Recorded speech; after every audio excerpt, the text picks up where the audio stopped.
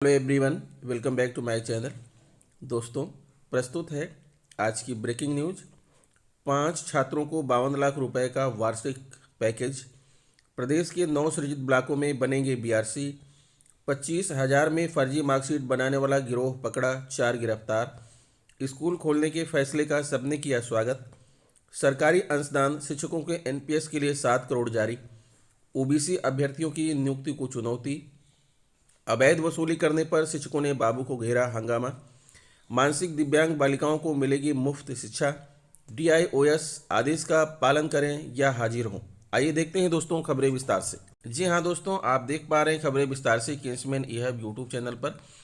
भुवनेश्वर स्थित Kalinga institute of industrial technology के IIT में रिकॉर्ड प्लेसमेंट दर्ज किया गया है। 270 कंपनियों ने 3500 छात्र छात्राओं के लिए 4200 से अधिक नौकरियों का प्रस्ताव दिया। 5 छात्रों को सबसे ज़्यादा 52 लाख रुपए प्रतिवर्ष का औसत पैकेज मिला है। के आईआईटी डीयू की कुलपति प्रोफेसर सस्मिता सामंत ने कहा कि 2022 में पास आउट होने वाले बीटेक छात्रों के प्लेसमेंट के लिए कैंपस में पिछले साल के मुकाबले 50 नई कंपनियां आईं। कैंपस प्लेसमेंट की शुरुआत मई 2021 से हुई थी। 3,000 से अधिक छात्रों को जहां किसी एक कंपनी ने जॉब ऑफर किया, वहीं शीर्ष 1,500 विद्यार्थियों को बड़ी कंपनियों ने नौकरी का प्रस्ताव दिया है। इन छात्रों का औसत सीटीसी 8.10 लाख प्रतिवर्ष का प्रस्ताव मिला है। कुछ छात्रों को 10 लाख रुपए सीटीसी की पेशकश की गई है। प्रदेश के 9 सृजित ब्लॉकों में बनेगी बीआरसी। अपर शिक्षा निदेशक ने बीएसए से मांगा प्रस्ताव। बेसिक शिक्षा अपर शिक्षा निदेशक ने बीएसए से मांगा प्रस्ताव। प्रयागराज में ही 3 नए ब्लॉकों का हुआ सृजन। स्कूलों में पढ़ाई की निगरानी में मिलेगी मदद। प्रयागराज प्रदेश के 9 सृजित ब्लॉकों में बेसिक शिक्षा विभाग की ओर से ब्लॉक संसाधन के बीआरसी खोले जाएंगे। परिषदीय विद्यालय और उच्च प्राथमिक स्कूलों में बेहतर अकादमिक पर्यवेक्षण सुनिश्चित करने और पठन पाठन के माहौल को बेहतर बनाने के उद्देश्य से यह कवायद शुरू की गई है। अपर शिक्षा निदेशक बेसिक ललिता प्रदीप ने 9 फरवरी को सभी बेसिक शिक्षा अधिकारियों को पत्र लिखकर खंड शिक्षा अधिकारियों का पद सृजित करने और बीआरसी स्थापित करने का प्रस्ताव अविलंब मांगा है।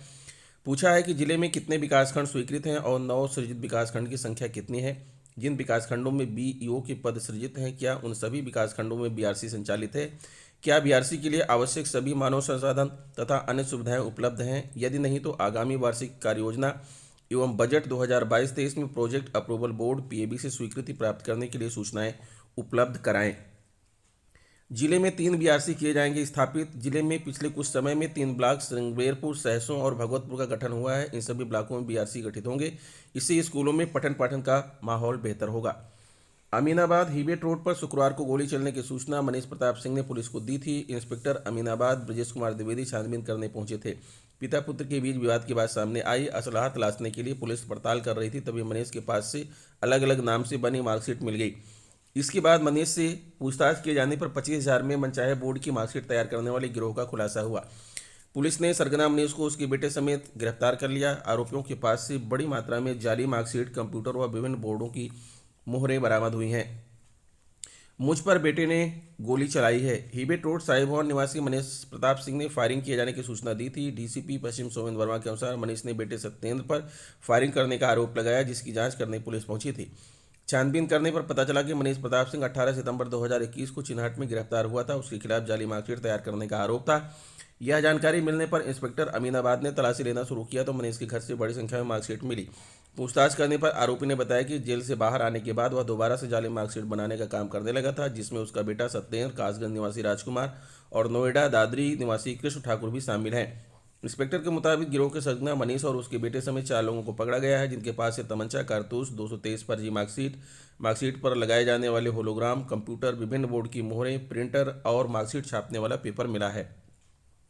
दिल्ली में भी गिरफ्तार हो चुका है मनीष सिंह करीब 20 साल से जाली मार्कशीट बनाने का काम कर रहा है। एजेंटों के जरिए उसने यूपी के अलावा अन्य प्रदेशों में भी अपना नेटवर्क फैला रखा है।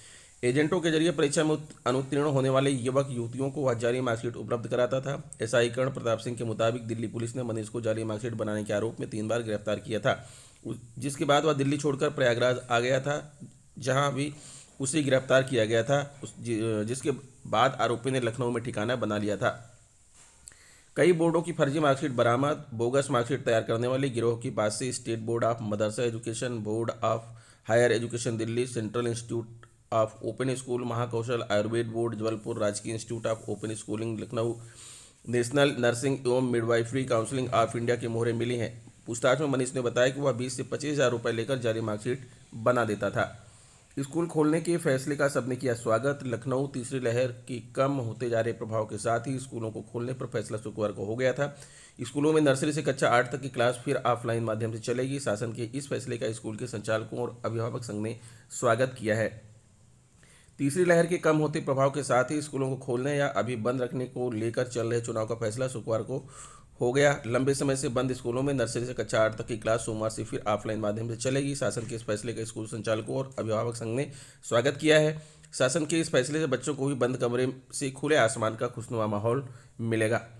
प्रदेश में कोरोना वायरस संक्रमण की तीसरी लहर और भीषण ठंड के कारण 4 जनवरी से स्कूलों में शिक्षण कार्य बंद कर दिया गया था। इससे पहले शासन द्वारा 7 फरवरी से कक्षा 9 से इंटरमीडिएट तक के सभी माध्यमिक स्कूल, विश्वविद्यालय और डिग्री कॉलेजों को खोलने का फैसला किया गया था।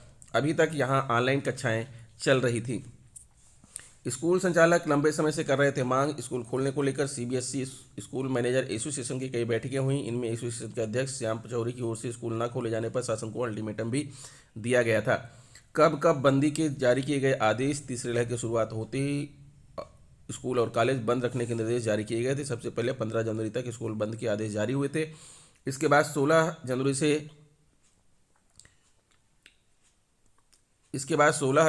23 जनवरी, फिर 24 से 30 जनवरी तक बंद के आदेश हुए। इसके बाद 6 फरवरी तक सभी स्कूलों को बंद करने के आदेश दिए गए। 7 फरवरी से कक्षा 9 से 12 तक की कक्षाएं संचालित की जाने के आदेश जारी किए गए। डीआईओ डॉक्टर अमरकांत सिंह और बीएससी विजय प्रताप सिंह का कहना है कि शासन स्तर पर लिए गए निर्णय का सभी स्कूलों को पालन करना है। 15 से 18 वर्ष तक के अधिकांश बच्चों का टीकाकरण हो चुका है। छोटे बच्चों की पढ़ाई का पहले से ही काफ़ी नुकसान हो चुका है। शासन का यह फैसला स्वागत योग्य है। अनिल अग्रवाल, अध्यक्ष unaided private school association. Corona के मामले नियंत्रण में है। सोमवार से छोटे बच्चों के लिए भी स्कूल खोले जाने का शासन का फैसला उचित है। पीके श्रीवास्तव, अभिभावक संघ। वाराणसी जिले के माध्यमिक शिक्षकों के एनपीएस खाते में बकाया सरकारी अंशदान जल्द पूरा होने की उम्मीद है। शुक्रवार को वित्त नियंत्रक की तरफ से 7 करोड़ रुपए एनपीएस में सरकारी अंशदान के लिए जारी कर दिए गए हैं। शिक्षक नेता सुधांशु शेखर त्रिपाठी ने प्रकरण से वित्त नियंत्रक एवं अपर शिक्षा निदेशक माध्यमिक को अवगत कराया। उन्होंने बताया कि वाराणसी खंड द्वारा एनपीएस से आच्छादित माध्यमिक शिक्षकों के खाते में नियमित कटौती के सापेक्ष सरकारी अंशदान जमा करने के लिए 7 करोड़ रुपए जारी होने के बाद कुल धनराशि 15 करोड़ रुपए प्राप्त हो चुकी है। हालांकि उन्होंने जिले की विभागीय कर्मचारियों पर लापरवाही का आरोप लगाया। कहा कि जिला विद्यालय निरीक्षक कार्यालय से अब तक सत्र 2021-22 में केवल मार्च तक का ही अंशदान जमा किया जा सका है। उन्होंने जिला विद्यालय निरीक्षक से अंशदान जल्द जमा करने की मांग की। ओबीसी अभ्यर्थियों की नियुक्ति को चुनौती। 6800 रिक्त पदों पर नियुक्ति के शासनादेश के खिलाफ हाईकोर्ट पहुंचे अभ्यर्थी। प्रयागराज 69,000 सहायक अध्यापक भर्ती में रिक्त रह गए 6800 पदों पर ओबीसी अभ्यर्थियों की नियुक्ति किए जाने के प्रदेश सरकार के निर्णय के खिलाफ अभ्यर्थी हाईकोर्ट की शरण में है। नियुक्ति के लिए 5 जनवरी 22 को जारी शासनादेश को याचिका में चुनौती दी गई है। हाईकोर्ट ने सरकार को मामले की जानकारी उपलब्ध कराने का निर्देश दिया है। यह आदेश न्यायमूर्ति राजीव जोशी ने प्रतीक मिश्र की याचिका पर दिया है।